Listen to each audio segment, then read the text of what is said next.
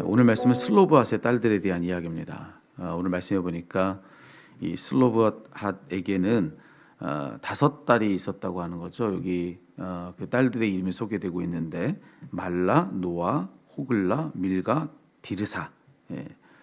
자, 그런데 이 5명의 딸들이 지금 모세에게 나와 가지고 무슨 이야기를 하고 있는 것이냐면은 자기 아버지의 기업을 자기들이 있게 해달라라고 하는 그런 이야기를 지금 하고 있는 겁니다. 그들이 그렇게 이야기했던 까닭은 당시에 아버지의 기업을 이을 수 있는 것은 아들이어야만 했기 때문에 그렇습니다. 아들들만 부모의 유업을 얻을 수가 있었던 거예요. 그런데 이 슬로바에게는 아들이 없었던 거죠. 딸들만 이와 같이 5명 있었다라고 하는 겁니다.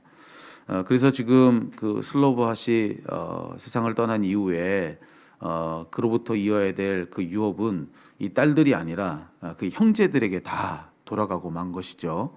근데 이 딸들이 이것을 부당하게 여겼던 거예요. 그래서 묘세에게 나와 가지고 아들이 없어서 이 유업을 잇지 못한 이 상황 너무 부당하다라는 겁니다. 그래서 아버지의 유업을 자신들이 이을 수 있도록 그렇게 해줘라라고 하는 그런 청을 지금 하고 있는 그런 장면입니다. 그런데 오늘 제가 이 말씀 묵상하다가 주목했던 구절은 어디냐면은 바로 5절이에요. 5절.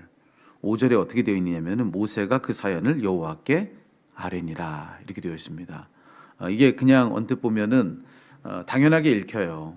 슬로바핫의 딸들이 와가지고 지금 본인들이 부당하게 여겼던 상황을 아뢰고 이야기했고, 그러니 그 얘기를 들은 모세가 당연히 그 문제를 가지고 여호와께 아뢰다라고 하는 거 뭐 그냥 당연하게 읽혀지는 그런 별 특별할 것 없는 말씀이죠. 그런데 사실 이게 너무나도 특별한 말씀이라고 할 수가 있어요.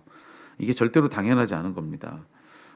모세는 지금 슬로바핫의 딸들이 와가지고 이제 청원한 그 이야기를, 그 내용을 그대로 가지고 어떻게 했느냐, 하나님께로 갔다는 겁니다. 하나님께로 가서 그걸 그대로 하나님께 아뢰다 이렇게 되어 있어요.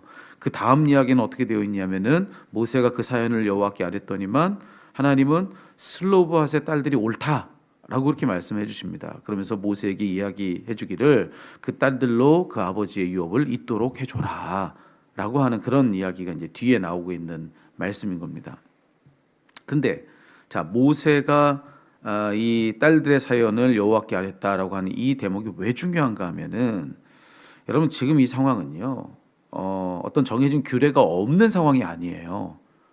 뭔가 규례로서, 말하자면 법으로서 정해져 있는 어떤 게 지금 전혀 없어서 이 딸들이 와가지고 그 문제를 가지고 모세에게 무언가를 말했고, 그래서 모세가 뭘 어떻게 해야 될지를 몰라서 하나님께 이 문제를 가지고 이제 아뢰어서 하나님 뜻이 무엇인지를 물었던 이런 장면이 아니라고 하는 거죠. 이때 이 문제는요 분명히 정해진 바가 있는 문제였다라고 하는 것입니다.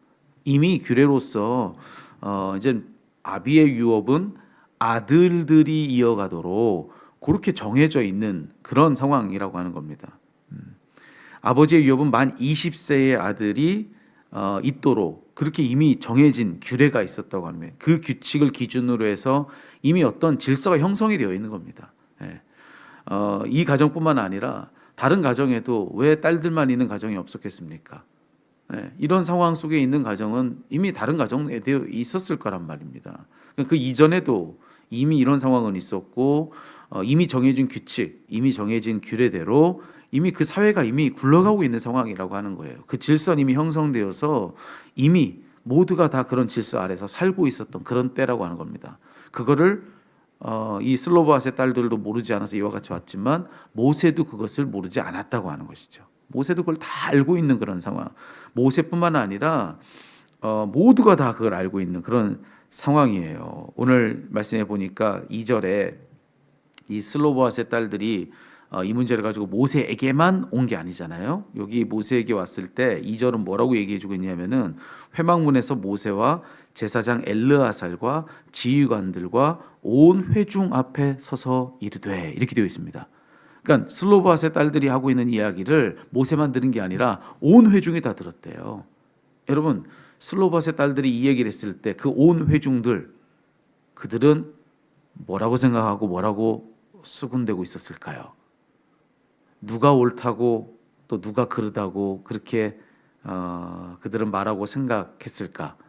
여러분 이미 형성된 질서이기 때문에 여러분 이 답이 뭔지, 이 여인들의 질문에 대한 답이 뭔지를 모두가 다 알고 있는 상황이에요. 그럴 땐 어찌 해야 되는지, 우리가 어찌 살아왔는지 이게 이미 다 정해져 있는 그런 상황이라는 겁니다.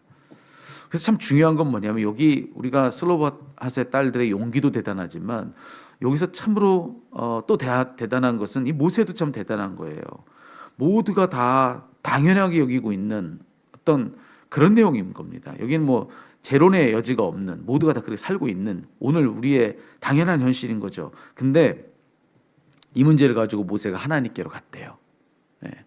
자기가 답을 모르고 있는 상황이 아닙니다. 모두가 다 알고 자기도 그 답이 뭔지를 알고 있었는데 그런데도 불구하고 이 여인들이 했던 이야기를 듣고서 이 모세는 그 문제를 가지고 여호와께 그 사연을 아뢰었다 이렇게 되어 있는 겁니다. 여러분 이게 무슨 뜻인지 아세요? 여기가 무슨 뜻이냐면은 당연한 상식이 뭐든지 간에 또 내가 그동안 쌓아온 경험이 뭐였든지 간에 이미 형성된 여론이 무엇이었든지 간에 그리고 당연하게 여기는 어떤 관례나 관습이 무엇이든지 간에 모세는 그 모든 문제를 가지고 하나님께로 갔다 이런 뜻인 겁니다. 이미 자기 안에서 스스로 생각하는 답이 이미 있다 할지라도 모두가 다 그렇다고 말해주는 그런 당연한 답이 있다 할지라도 그래서 그 문제는 하나님께 갈 필요 없는 문제입니까? 이미 답이 있으니까 그게 아니라는 거죠. 그런 문제까지도 모세는 하나님께로 가지고 갔다는 겁니다. 이게 무슨 뜻이냐면은 그 어떤 것 위에도 누가 있느냐? 하나님이 계시다고 하는 것을 모세는 인정했다는 거예요. 아까 말씀드린 것처럼 상식이 뭐든 경험이 뭐든 여론이 뭐든 관습과 관례가 뭐든지 간에 그 위에 누가 계시는가? 하나님이 계시죠. 하나님이 계시는 거예요. 그 모든 것들은 다 하나님 아래에 있는 것들이기 때문에 그런 것들이 내게 무슨 말을 해준다 할지라도 나는 그 모든 상황을 두고 무엇을 확인해야 됩니까? 하나님의 뜻을 확인해야 되는 겁니다. 모든 것이 다 당연하게 답이 뭐라고 내게 일러준다 할지라도 하나님의 뜻이 뭔지를 확인할 필요는 여전히 있다라고 하는 것이죠. 그래서 모세는 오늘 이 말씀 속 이 상황 속에서도 자 5절 모세가 그 사연을 여호와께 아뢰니라 하나님께 나아가서 하나님의 뜻이 뭔지를 묻고 있다고 하는 것입니다. 모세가 만약에 그 모든 것 위에 계시는 분이 하나님이시다. 하나님의 뜻이 모든 것에 우선한다 라고 하는 그런 고백이 그에게 없었다고 한다. 모세가 그런 고백을 가지지 않았다라고 한다면 여러분 이 5절은 없는 겁니다. 이 모든 말씀은 4절에서 끝나는 거예요. 여인들의 청이 있지만 자기의 답을 알려주고 마는 것입니다. 모두가 다 그렇다고 동의하면 끝나는 문제인 겁니다. 근데 그게 아니죠. 여기 스스로 가진 답이 뭐든 모두가 다 뭐라고 이야기하든 하나님의 뜻이 우선인 것이죠. 하나님의 뜻은 그래도 여전히 확인할 필요가 있다 여기고 모세는 그 사연을 여호와께 아뢰니라. 그러니 여러분 오늘 이 아침에 이 말씀 우리에게 너무나도 중요한 교훈을 주고 있다 그렇게 말씀드릴 수가 있습니다. 여러분 우리요 얼마나 자주 4절에서 멈춥니까? 우리 스스로도 오늘 본문 이 4절에서 우리가 멈출 때가 얼마나 많은지 몰라요. 예를 들어서 어떤 상황이 발생합니다. 어떤 문제가 일어나요. 어떤 필요가 생겨납니다. 하지만 여러분 그런 모든 상황 속에서 우리 어떻게 하나요? 내 속에서 이미 답이 있다고 생각하면 기도하지 않는 겁니다. 다른 사람 모두가 다 하나같이 똑같은 말을 해주어서 이미 그것이 답인 것처럼 여겨질 때는 하나님께 묻지 않아요. 내 경험으로 내가 이미 수없이 똑같은 일 경험하면서 그 답은 이미 내 안에 정해져 있는 거예요. 그런 경험이 내 안에 있다? 그러면 하나님께 묻지 않습니다. 여러분 어떻습니까? 우리는 4절에서 멈추는 겁니다. 여호와께 아뢰지 않는 겁니다. 여호와께 여쭙지 않는 것이죠. 그럴 필요가 없다고 생각하는 거예요. 무르나 마나 이건 이미 정해져 있는 문제라고 생각하는 것이죠. 하지만 오늘 5절의 모세는 우리들에게 분명히 얘기해 주고 있는 거예요. 그거 아니라고 하는 거예요. 그런 때에도 여전히 너 하나님께 나아가라. 내 경험이 뭐든 주변 사람들의 생각이 뭐든 모두가 다 말해주는 바가 무엇이든지 내 상식이 뭐든지 사회적인 합의가 뭐든 그 모든 문제를 가지고 너 여호와께 나아가라. 여러분 그 모든 것 위에 하나님이 계시는 걸 꼭 믿으시고 여러분 모든 영적 생활이 4절에서 멈추는 일이 없기를 우리 주님의 이름으로 축원합니다. 하나님께서 답을 가지고 계세요. 그 답은 내게 없습니다. 그 답은 사람들에게도 없고요. 그 답은 이 사회에도 없습니다. 오직 하나님께 그 답이 있다. 하나님께서 그 답을 다시 확인해 주실지언정 모든 문제를 가지고 하나님께 기도할 줄 아는 것이 영성입니다. 여러분 꼭 이 영성을 가지고 오직 하나님을 바라볼 줄 아는 그런 영적 시각을 가지고 신앙생활하는 저와 여러분 우리 모두가 다 되기를, 오늘 5절의 모세를 여러분에게서 볼 수 있게 되기를 살아계신 우리 주님의 이름으로 축원합니다. 기도하겠습니다.